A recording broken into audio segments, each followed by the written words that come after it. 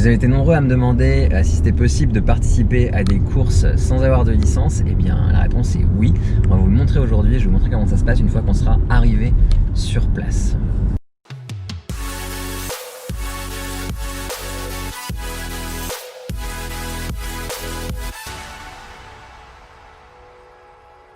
Salut les jeunes cyclistes dynamiques.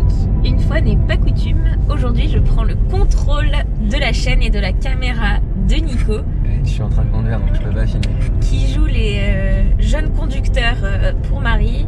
Et cette fois-ci c'est moi qui vais faire une course à Montjean-Goël dans le 77 en catégorie D4 puisque je ne suis pas licenciée. Je n'appartiens à aucun club et du coup comme c'est une première course pour moi, je me suis inscrite en D4 pour voir si ça me plaisait et tester le mode course pour une fois. Voilà, donc on va essayer de vous filmer ça aujourd'hui. Bisous! Et avant la course, il est important de bien manger. Du coup, je me suis fait un bol de riz et 2 œufs durs. Donc là, j'en ai déjà mangé un, il n'en reste plus qu'un. Et ça, c'est 3 heures avant la course. Voilà, et c'est très très bon.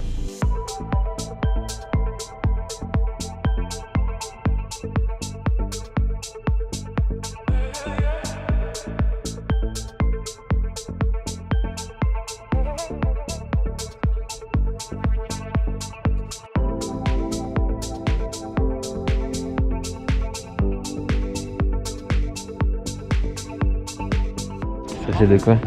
Je suis stressée quoi. J'ai le trac. Le trac. T'inquiète, après c'est les forts ils sont dans les autres côtés. Vas-y, tu as juste à dire bonjour. Il y en a beaucoup là-dedans. Bonjour. Bonjour. Je viens m'inscrire sur place. Ah non, c'est en face. C'est en face, d'accord. Voilà, merci. Ah bah oui, c'est marqué en plus.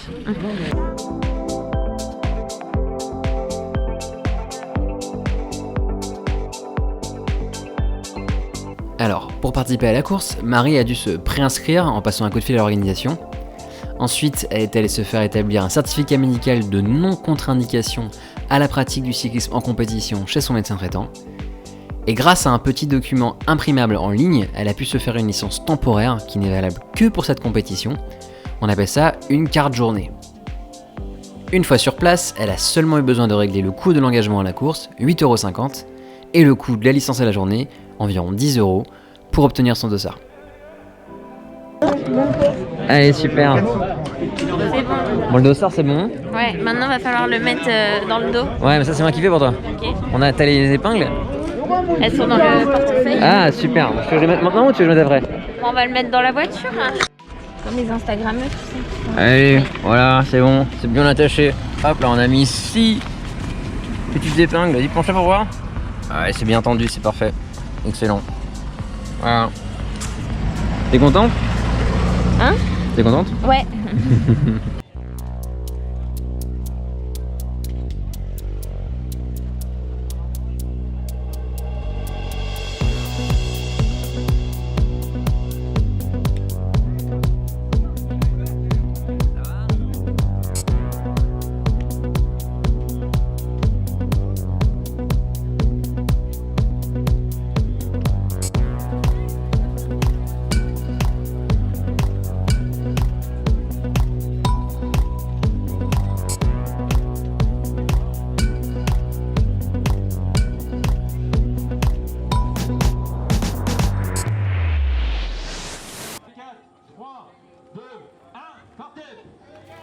Alors du coup là cette fois c'est parti et à ce moment-là comment est-ce que tu te sens du coup Marie?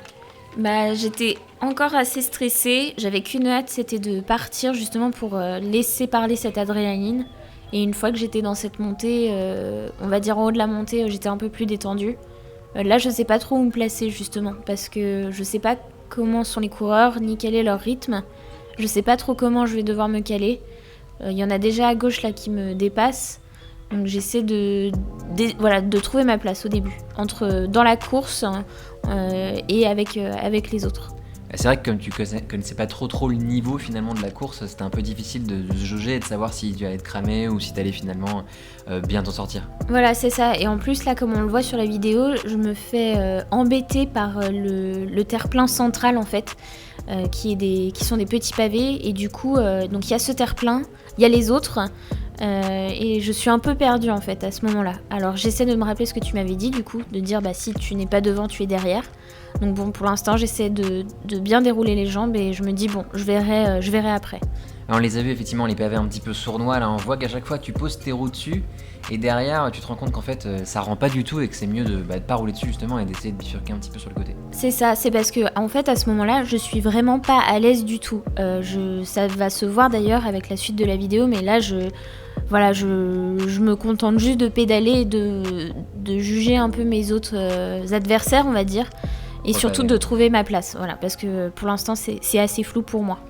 Ouais, et puis quel côté de la route choisir aussi, c'est un petit peu compliqué. Là, pour le moment, au niveau du cœur, tu te retrouves à 167 battements par minute. Parce que Marie n'a pas de capteur de puissance, en revanche, on a plein d'autres données ultra pratiques, la fréquence de pédalage et la fréquence cardiaque. 160 battements, 166 battements, c'est beaucoup pour toi ? Non, on va dire que c'est un effort que je peux tenir sur la longueur. Mais intérieurement, je sentais vraiment mon cœur qui battait parce que voilà, c'était ma première course. Donc pour l'instant, l'effort, il est, on va dire, normal, quoi. Ok, donc c'est supportable. Là d'ailleurs, il me semble que la bosse, elle s'est un petit peu arrêtée. Enfin, en tout cas, ça devient un peu plus facile, j'ai l'impression. À ce moment-là, est-ce ça a un peu bougé à l'avant, j'ai l'impression ? À l'avant, on voit que ça commence à partir un peu, puisqu'effectivement, là, la bosse est finie. Il y a même un faux plat descendant. Donc, pareil, je pense que les gens aussi se font un peu à ce début de course et essaient de trouver leur place aussi. Donc, ça commence un peu à rouler devant. On est encore en zone urbaine, donc toujours difficile, je pense, de trouver sa place. Là, c'est en train de se lever, donc ça attaque pas vraiment, mais ça commence à bien dérouler les jambes. Et surtout, je pense à appréhender la descente qui va arriver très vite. Effectivement, c'était assez piégeux ce passage, et d'ailleurs c'était une manière aussi de voir un petit peu la montée, la dernière côte d'arrivée, puisqu'en réalité cette descente-là servira de côte d'arrivée au retour sur le circuit final de Montjean-Goël. D'ailleurs, là, on voit ça commence à un peu mieux rouler. Même moi aussi, je reste à droite. Et là, je suis les mecs qui... Ah, ça monte un peu, voilà, qui donnent un coup de cul. Parce qu'à ce niveau d'effort-là, je connais, en fait. Et j'aime bien ce genre d'effort. Donc, du coup, je me place tout de suite. Et j'essaie de me mettre derrière un rouleur qui semble bien se mettre, on va dire, dans le peloton. Puisque ma peur, c'était de les lâcher dès cette première montée. Je suis vraiment pas forte sur les fonds plats montants. Et j'avais très peur d'être lâchée dès le début. Donc, moi, mon objectif, là, c'était ok, reste dans le groupe, coûte que coûte, quitte à donner des efforts, on va dire maximum. Là, je suis à 173, donc ça commence à monter, sachant que mon pic, c'est 175, 178, parfois 180 max, mais voilà. Donc là, je suis vraiment à fond, on va dire, pour rester dans le groupe. Ah, c'est marrant parce que tout de suite, à ton difficulté, on voit le groupe qui s'étire carrément, enfin il s'étire dernièrement et il va s'étirer encore plus dans la descente à suivre. Là, mine de rien, au bout de 2 km, c'est déjà assez critique. C'est vrai, et là, il y a la descente qui est en train de se profiler. Moi, j'aime bien parce que je me dis que mon avantage, c'est d'être jeune, d'en avoir fait quelques-unes, et j'aime bien, et j'ai pas peur surtout. Donc je me dis, bon, peut-être que je vais pouvoir les rattraper, pas donner des coups de frein et bien placer. D'ailleurs là, le virage, je trouve qu'il est plutôt bien fait. En fait, tu prends un petit peu un écart, mais c'est surtout parce que tu te fais surprendre par le coureur qui est devant toi, j'ai l'impression. Bah, c'est vrai que moi, j'ai pas cette habitude de relancer tout de suite après le virage, et on le voit là où c'est parti en fait. Et là, je suis obligée de remettre un effort pour les rattraper. Alors, on est passé un petit peu après, on a pris 500 mètres de plus. Et là, ce qui va être marrant, c'est que tu vois le coureur de Gagny, je sais pas si tu te souviens ce que tu lui as infligé. C'est assez marrant parce que 407 qui est devant toi là. Ce qui est drôle, c'est que tu vas te servir de lui pour revenir sur le paquet qui s'est un petit peu échappé tout seul. Là, on a un petit paquet d'une quinzaine de coureurs qui est devant. Et tu restes dans sa roue, sans prendre de relais. Complètement, et là, on vient de le voir, il me jette un coup d'œil. Moi, je fais quelque chose qui est absolument pas propre, on va dire. Je me mets derrière lui, je prends pas de relais. Et il faut savoir que là, on a le vent de face à ce moment-là. Il y a d'autres coureurs qui remontent sur lui, du coup, à gauche. Là, je vois qu'il essaie de rattraper, mais je sens qu'il n'y arrive pas parce que normal, il a tout donné. Et là, pouf, moi, je dis, bon, bah, j'en ai marre, je passe, en fait. Et je me colle, en fait, j'essaie de me trouver un autre lièvre, on va dire. Ouais, tu t'es un petit peu servi de lui, quoi, et puis tu lui as pas du tout rendu la monnaie de sa pièce. Ah oui, complètement. Je l'ai vraiment utilisé pour me mettre derrière des coureurs qui avancent, en fait. Et bon, ça, j'avoue, je connaissais pas la règle de bienséance, on va dire. Donc, je suis désolée pour ce monsieur, du coup. Oh, t'en fais pas, je crois qu'on le revoit dans le reste de la course, donc à mon avis, il s'en est quand même sorti. Ouais, là on voit il y a quand même un peu de distance, enfin c'est pas vraiment de la distance, mais je suis pas dans la roue directement. Et les mecs se sont levés, donc du coup il y a un petit coup de cul à mettre. C'était un peu cette course en fait, qui s'est faite en accordéon, avec des coups de cul, des descentes et rattrapés. Ah mais là par contre vous allez rentrer sur une partie assez plate finalement, donc l'enjeu c'est vraiment pour toi de résister aux attaques et puis de rester dans le groupe et de pouvoir profiter de l'effet d'abri quoi, c'est vraiment ultra important à ce stade de la course. Complètement. Alors après, effet d'abri, on relativise puisque bon, j'étais à 180, voilà. Mais là, effectivement, c'est un peu plus calme. J'ai mon rythme de croisière. Je me mets derrière les coureurs en qui je peux avoir confiance, on va dire, durant cette course. J'essaie de m'économiser surtout puisque ça va être long. J'ai jamais fait ce type d'effort, donc j'ai pas envie de me cramer dès le début. Donc voilà, je reste derrière, on va dire, des coureurs qui se mettent bien, on va dire. Et s'il y a des opportunités, j'essaie de les prendre. Alors, en tout cas, tu t'en es vraiment bien sorti quoi, prendre les roues et rester bien protégé dans une sorte de petite poche, hein, là on appelle ça la pocket entre guillemets, où on est vraiment protégé de tous les côtés. Là il y a un coureur sur ta gauche, il y a des coureurs sur ta droite, j'imagine que tu t'es protégé du vent qui te vient de la droite à ce moment-là. Complètement, ouais. Là je suis vraiment dans la course, on va dire, donc ça fait un peu plus de 5 km du coup. Là je suis vraiment dedans, là je sais où me mettre, je sais où me placer et je sais bien suivre. D'ailleurs on voit là, ça se repose un peu, ça pédale pas trop et même au rythme cardiaque je suis tranquille on va dire. Voilà, là mon objectif c'est de faire de l'endurance on va dire et de rester dans le groupe. C'était ma plus grande peur, rester dans le groupe. Et là franchement je trouve que, je le dis une deuxième fois, hein, tu t'entends vraiment bien parce que t'es vraiment protégé, on va le voir sur ce plan extérieur que j'ai pris avec l'appareil photo. On te voit vraiment, t'es là en queue de paquet mais super sereine, genre dans le groupe, à t'économiser au maximum.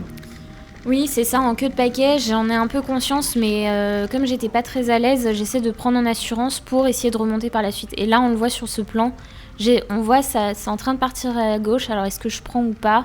En fait, ce qui va se passer là, c'est que ça attaque, finalement, même si tu restes dans le paquet, ça n'empêche que c'est quand même pas non plus de tout repos, quoi. Il faut quand même réagir et pouvoir rester au contact, quoi.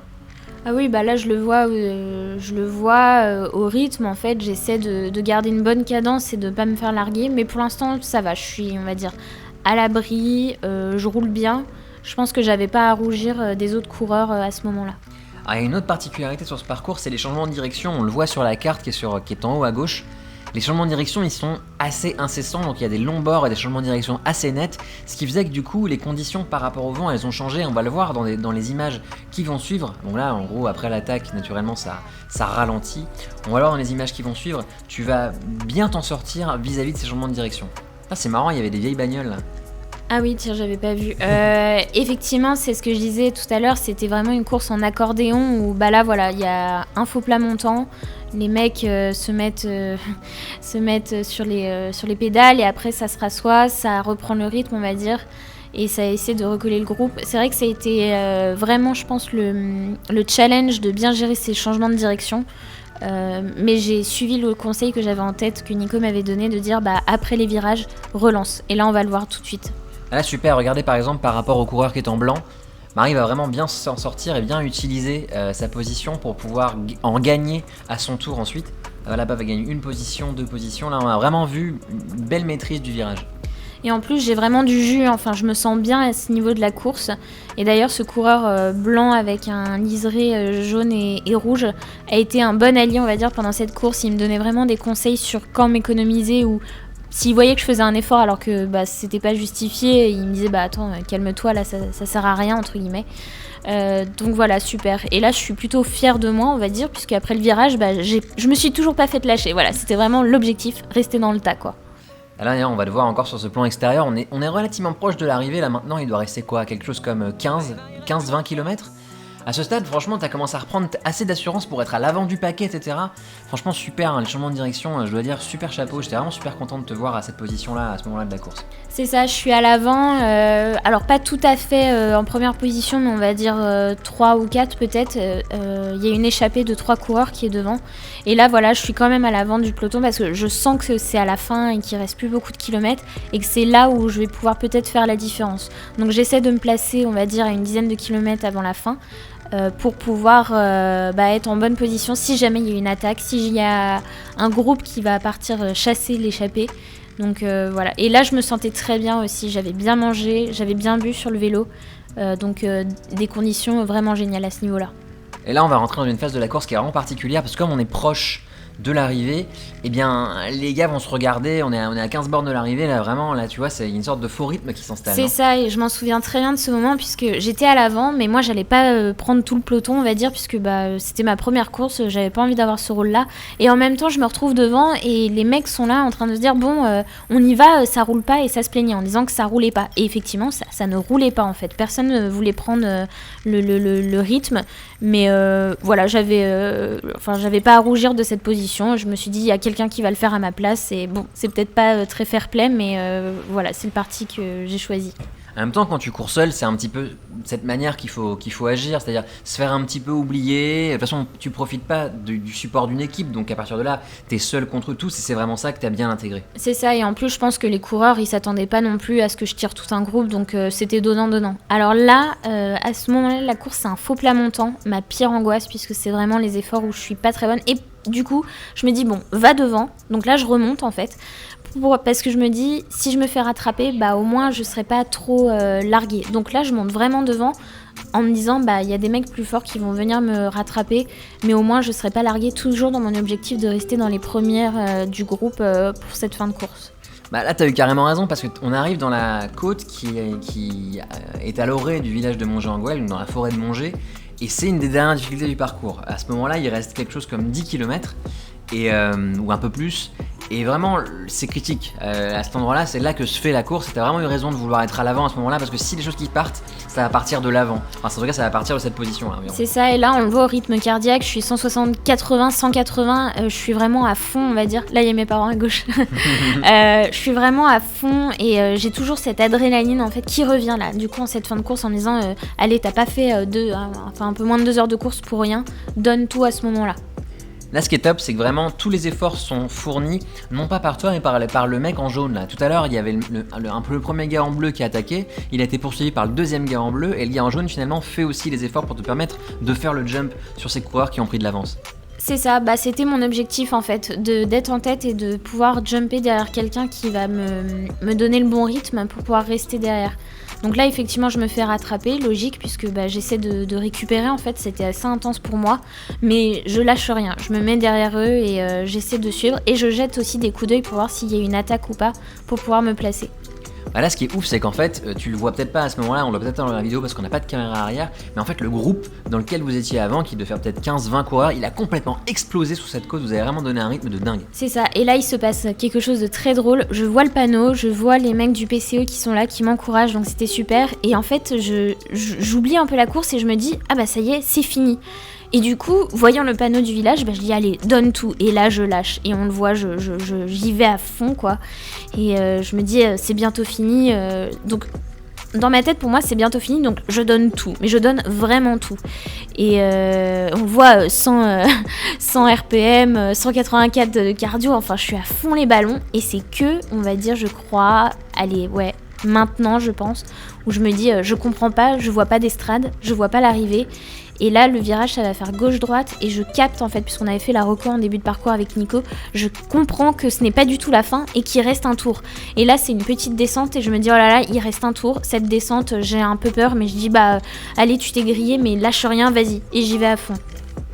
C'est marrant parce que, effectivement, tu t'es un peu gouré sur la position de l'arrivée. Enfin, je l'ai dit tout à l'heure, il restait à peu près 10 km, mais en réalité, dans ta tête à ce moment-là, tu pensais vraiment qu'il restait même pas 1 km. Ah oui, et après, je me suis même dit qu'il y avait une erreur sur mon Garmin sur les distances, parce que comme j'ai vu le panneau, je me suis dit, ça y est, c'est le panneau, c'est la flamme rouge, et pas du tout. Et là, du coup, je suis un peu perdue. On le voit, je me fais dépasser parce que je comprends pas trop, en fait. Je me dis, je comprends que c'est pas fini, mais du coup, je suis un peu déçue et je suis surtout très fatiguée, en fait, de l'effort que je viens de fournir. Je me dis, ils viennent de partir devant, allez, vas-y, rattrape-les, sinon c'est foutu, quoi. Là, effectivement, il y a un groupe qui se forme, et ce groupe-là, c'est vraiment le groupe qui pourrait éventuellement aller au bout si jamais ça devait se finir en échappée. C'est ça, donc tant bien que mal, j'ai essayé de les rattraper et j'y suis arrivée. Et très drôle, à ce moment-là, en fait, je leur dis merci, en fait, pensant qu'ils m'avaient attendu pour pouvoir les aider, en fait, à prendre des relais, parce que plus on est de coureurs, plus les relais, je pense, sont faciles à prendre. Et en fait, non, pas du tout, ils m'ont pas du tout attendu, c'est juste ma naïveté qui a parlé là. Ouais, c'est assez marrant. Et d'ailleurs, je sais pas s'ils vont être vraiment réjouis du fait que tu les aies rejoints. Quoi qu'il en soit, vous êtes du coup dans un groupe d'environ 6 coureurs, Et il vous reste vraiment plus grand chose avant l'arrivée, il reste même pas 10 km. Il nous reste plus grand chose, là les gens se regardent pour voir comment prendre les relais et effectivement je pense pas qu'ils soient ravis que je sois là parce que je connais pas trop le système de course mais je me laisse pas faire, je me laisse pas démonter parce que je me dis bon t'es pas arrivé avec eux pour les laisser faire tout le boulot donc bah voilà j'essaie d'assumer un petit bout de relais donc il a pas duré longtemps, je me mets devant pour dire bah oui voilà je suis là et j'essaie quand même de prendre un relais quoi. D'ailleurs, on va le voir, et pour indiquer de manière simple et pour un peu comprendre quand Marie fournit un effort, on peut regarder la fréquence de pédalage. On le voit quand elle prend un relais en général, elle est aux alentours de 90-95 tours par minute, on voit en bas à droite. Et quand elle relâche, on la voit retomber à des fréquences de pédalage aux alentours de 75 ou 80 tours minute. On va le voir pour comprendre un petit peu quand elle fournit un effort et quand elle le relâche. Et là, contrairement à un peu plus tôt dans la vidéo, juste après le virage, donc ils ont relancé et j'ai essayé de les suivre, mais je suis cramée en fait. J'arrive pas à les reprendre, donc je les rattrape tant bien que mal. Mais là, je m'en souviens, je suis très fatiguée. J'ai peur aussi de les lâcher parce que je sais que si je les lâche, c'est fini. Et honnêtement, là, à ce niveau-là, j'ai bon espoir, mais je sais pas comment va se finir la course. Ah ouais, t'es vraiment collé en haute zone 4, la 170-169, là c'est pas forcément une situation d'avenir pour toi. C'est ça, et en plus j'ai la pression de me dire je suis dans un groupe, ils attendent à ce que je prenne des relais, donc je me laisse pas faire. Et là, je m'en souviens très bien, c'est un vent de face avec un faux plat montant.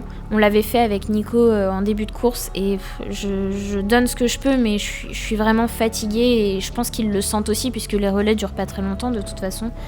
Et voilà. Après, c'est important aussi de pouvoir prendre des relais rapides, parce que c'est grâce à ces relais rapides que tu peux conserver de la vitesse sans fatiguer tout le monde aussi. C'est ça, je me dis, c'est un groupe, il faut pas que je les pénalise non plus, même si c'est des concurrents. Voilà, j'essaie de trouver ma place un peu dans cette fin de course, même si c'est pas évident. Et tu vas beaucoup souffrir aussi des changements de rythme qui sont imposés par les faux plats montants. On va le voir dans le faux plat montant à suivre. Ça va être très difficile pour toi, n'est-ce pas ? Complètement, en fait. Comme je me suis cramée un peu bêtement à l'arrivée de mon jet, là j'ai plus de jus. En fait, les réserves que j'avais, je les ai complètement utilisées à la fin. Et là, je suis, on va dire, la réserve moins quoi. Donc c'est très difficile. Et en plus, tu te débines pas, hein. Tu prends tes relais. Bon, certes, c'est difficile pour toi parce que t'es pas une rouleuse dans l'âme, mais niveau masse corporelle, on est quand même pas du tout sur les mêmes valeurs. Cela dit, ça va quand même te coûter dans les prochains mètres, quoi. Complètement, mais après, on parlait pas trop, mais au tout début, quand je les ai rejoints, effectivement, un moment, c'était à mon tour de prendre le relais et on voit, ils me parlent, ils font un signe de la main. Donc j'avais bien compris que j'avais un rôle à jouer dans cette échappée. Et du coup, je voulais pas les décevoir, je voulais pas me décevoir non plus. Donc voilà, mais c'est très très difficile à ce niveau-là. Tu parlais de bienveillance tout à l'heure en parlant du coureur de Thiel en blanc, jaune et rouge. Mais est-ce qu'à ce stade de la course, il y avait encore de la bienveillance dans le peloton ? Dans ce groupe-là, je sais pas, après ils ont pas essayé de me larguer non plus, ils ont essayé de me garder, enfin je sais pas s'ils ont essayé de me garder, mais là voilà, là je lâche, c'est un faux plat, j'y arrive pas en fait. J'y arrive pas, j'ai beau essayer mais je sens que je tombe et c'est très difficile. Et d'ailleurs là, donc c'est un coureur de D2 qui est là, qui est lâché, je capte pas du tout que c'est un D2 et je me mets derrière lui en fait. Je me dis bon, en fait pour moi c'est un cycliste comme un autre et je me mets derrière lui. Ouais, c'est marrant parce qu'il a effectivement un dossard qui commence par 2, donc ça veut dire qu'il faisait partie du peloton D2, il en a été décroché. Et en fait, ce qui est marrant, c'est qu'il va t'aider à revenir sur ton groupe d'échappés. Voilà, mais ouais, il me regarde, mais je sais pas trop en fait. Moi en plus, je me pose même pas la question, je me dis trop bien, j'ai un coureur, il va me ramener sur le groupe. Donc en plus, il me ramène, donc je suis contente. Je crois que je lui dis même merci, moi dans ma naïveté légendaire. Et je rattrape le groupe. Après, est-ce qu'ils étaient bienveillants ? Oui, ils ont pas essayé de me casser, on va dire. Ils auraient très bien pu me larguer un peu plus tôt. Mais voilà, je pense que eux, ils avaient leur course à faire et moi, j'avais pas de maillot de club, donc voilà, j'étais là, mais c'était comme si j'étais pas là en fait. Ouais, ça n'empêche quand même que, mine de rien, tu t'es quand même bien intégré dans la course. Bah ouais, et puis mine de rien, ce petit D2, finalement, il m'a bien remonté. J'avais compris à ce niveau-là de la course, enfin même plutôt que le coureur en maillot vert, en fait, serait l'homme à abattre, on va dire. Puisque là, il roule tranquille, enfin même, on se parlait, et on parlait dans le groupe. Et je savais que c'était lui qu'il fallait que je suive si je voulais arriver, on va dire, dans les premiers du groupe. Et du coup, c'est marrant parce que là, vous allez vraiment pas vous faire un seul quartier, on va voir le coureur en vert et les coureurs en bleu qui vont vraiment se rendre coup pour coup, tu vas voir là d'ailleurs, le coureur en jaune de tout à l'heure, celui qui t'a emmené sur le groupe qui s'échappait à l'entrée de Montgé, va partir tout seul. Et là, à partir de là, il va vraiment y avoir une sorte de grosse série d'attaques et ça va être vraiment difficile pour toi, j'imagine. Enfin, en tout cas, quand je vois ça, je me dis, à ta place, j'en aurais vraiment chié parce que ça va partir dans tous les sens. C'est ça, et j'en chie, je pense que les autres coureurs en chient aussi parce qu'il n'y a pas d'attaque à succès. C'est-à-dire que là, celui qui est parti tout seul tout à l'heure, on va le rattraper parce qu'on est en groupe. Après, il y en a un autre qui va partir. Enfin, c'est assez, c'est un peu bizarre par rapport à la course précédente. Mais voilà, j'essaie de rien lâcher. Au pire, s'il y a une attaque, enfin, je me dis, il reste encore quelques kilomètres. Je préfère rester dans un petit groupe pour pouvoir les suivre et attaquer vraiment qu'au dernier moment. Mais t'as carrément eu raison en fait, je pense que ta survie tu l'as dû aussi au fait que t'as eu un esprit de conservation qui a fait que t'es arrivé finalement aussi loin et surtout dans une aussi bonne position à ce moment-là de la course.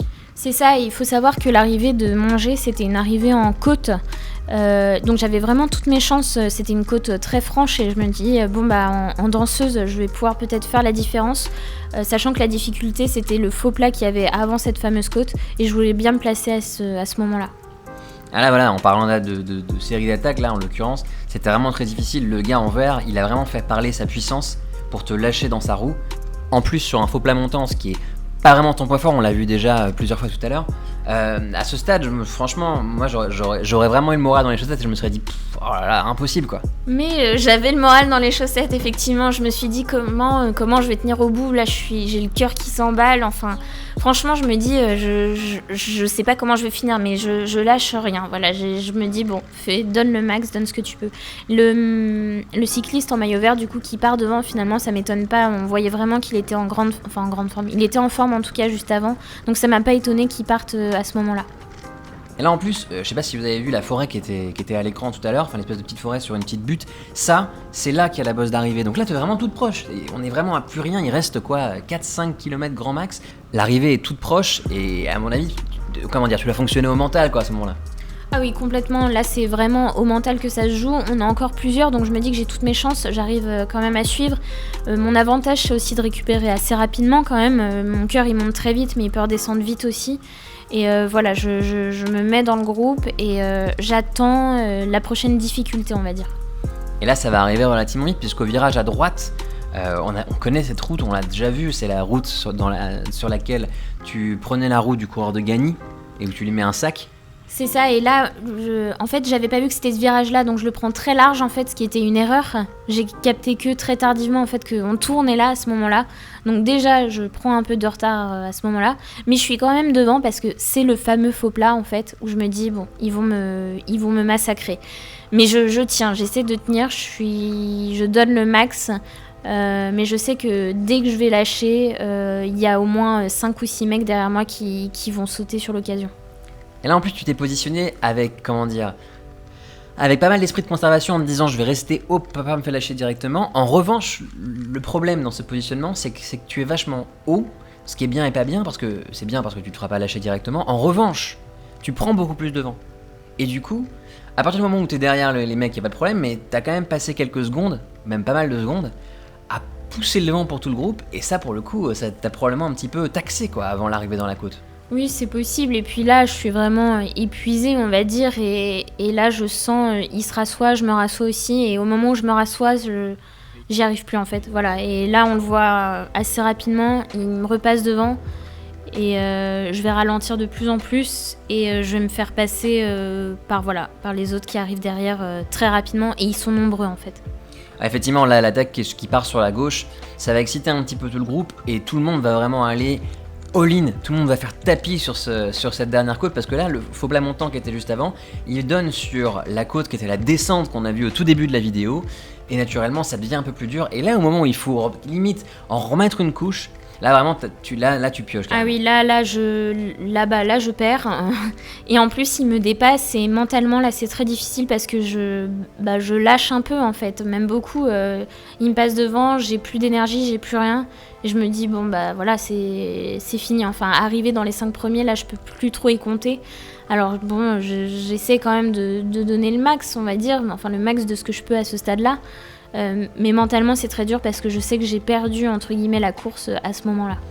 En plus, ce qui est étonnant, c'est que les tergiversations qui ont été les vôtres dans le groupe d'échappés ont fait que vous avez été remonté par beaucoup d'autres coureurs, et ça on le voit que maintenant à la vidéo finalement. C'est ça, je me suis pas retournée en fait au moment où je roulais pour voir s'il y avait du monde derrière, je me concentrais que sur notre petit groupe d'échappés on va dire, et je me rendais pas compte qu'il y avait autant de monde, mais en fait ils ont tous attaqué à ce moment-là quoi. C'est vraiment dommage parce que vous aviez une bonne collaboration dans la partie face au vent. En revanche, dès que vous êtes arrivé à 5 km de l'arrivée, là, ça a attaqué dans tous les sens et je pense que c'est là-dessus que vous avez perdu beaucoup de temps par rapport au groupe de poursuivants. Hein. C'est possible, je pense qu'on n'a pas collaboré tous ensemble jusqu'au bout, ça a été sûrement une erreur parce que peut-être que si on était restés tous ensemble, on aurait mis une plus grande distance.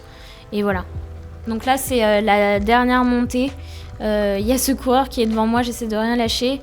Je me dis que ça va être le petit kiff parce que voilà, il faut donner tout et j'aime beaucoup ce genre d'exercice, on va dire. On le fait souvent avec Nico parfois quand on rentre chez nous. Et voilà, donc j'essaie quand même de partir, mais voilà, là il est quand même loin devant moi. Et c'est la fin, je me retourne quand même pour voir s'il y a quelqu'un derrière moi, je vois qu'il n'y a personne. Et là on le voit tout de suite, je ralentis la cadence.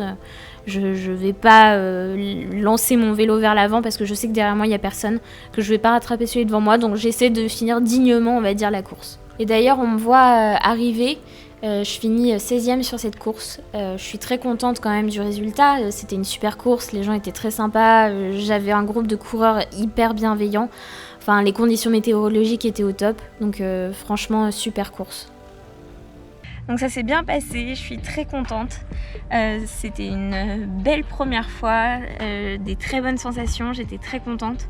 J'avais jamais roulé comme ça, donc c'était super. Je suis tombée dans un groupe très sympa, enfin on sait pas qu'on se parlait, mais en tout cas les gens avec qui j'étais étaient bienveillants, donc ça a été. Et j'ai bien roulé, j'ai fait le taf. Je suis assez fatiguée quand même maintenant. Et j'ai la banane, je suis hyper contente. J'ai un peu merdé un moment dans la course puisque je pensais qu'on passait qu'une seule fois à Montgé alors qu'on avait fait le repérage avec Nico. Et du coup, quand j'ai vu le panneau Montgé-Angol pour la première fois, j'ai fait « Ah c'est bon, c'est l'arrivée ». Et là j'ai commencé à sortir, il y avait 2 personnes devant. Donc je suis sortie du groupe, je crois qu'il y en avait encore une devant pour jouer du coup la 4e ou 5e place. Et je suis partie à fond et tout, et en plus je suis arrivée à Montgé, il y avait les amis de Nico qui étaient là qui m'ont encouragée, et là je me rends compte en fait que pas du tout, c'était pas l'arrivée, c'était l'avant-arrivée qui restait au moins 7 ou 8 km. Mais à la fin j'étais très fatiguée malheureusement, mais j'ai quand même tenu bon et du coup j'arrive je pense dans les 10 ou 15 premiers puisqu'il y a un gros groupe qui m'a rattrapée. Mais voilà, je suis très contente pour une première fois. C'était chouette de voir sur la route les encouragements. Même il y avait plein de gens. Il y avait plein de gens. Ah ouais, dans tous les villages. Ouais, il y avait plein de gens qui regardaient la course, qui ne sont pas forcément de la famille ou autre, des gens qui habitent là et qui regardent. Et c'était trop bien parce qu'ils applaudissent et tout. Enfin, c'est trop chouette, il y a une trop bonne ambiance. Enfin, je me suis pas fait chier comme d'habitude quand je viens. Et puis maintenant on va rentrer et puis voilà.